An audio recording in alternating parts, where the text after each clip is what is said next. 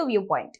మనలో చాలా మందికి ఒక అలవాటు ఉంది. చాలా మంది ఉదయాన్నే లేవగానే టీ లేదా కాఫీ తాగుతుంటారు.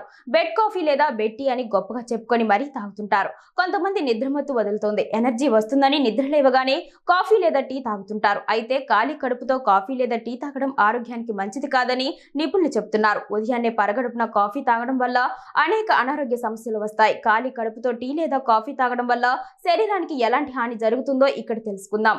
కాఫీ లేదా టీలో టానిన్లు, కెఫిన్ ఉంటాయి. ఇవి జీర్ణ వ్యవస్థపై ప్రతికూల ప్రభావాలను కలిగిస్తాయి.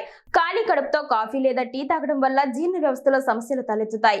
గ్యాస్, ఎసిడిటీ, అజీర్తి, కడుపులో మంట వంటి జీర్ణ సమస్యలు వచ్చే అవకాశం ఉంది. ఖాళీ కడుపుతో టీ లేదా కాఫీ తీసుకోవడం వల్ల జీర్ణ వ్యవస్థపై గొప్ప ప్రభావాన్ని చూపుతుంది. అది వ్యాధిగా మారే ముప్పు ఉంది. కాఫీలో కెఫిన్ ఉంటుంది. ఇది మూత్రపిండాలపై ఒత్తిడిని కలిగిస్తుంది. ఖాళీ కడుపుతో టీ లేదా కాఫీ తాగడం వల్ల కిడ్నీకి హాని కలుగుతుంది. అందుకే ఉదయం టీ తాగినప్పుడల్లా దానితో బిస్కెట్లు లేదా డ్రై ఫ్రూట్స్ తినండి. అయితే ఖాళీ కడుపుతో కాఫీ తాగడం వల్ల కిడ్నీలపై ఎక్కువగా ఒత్తిడి కలుగుతుందని గుర్తుంచుకోండి.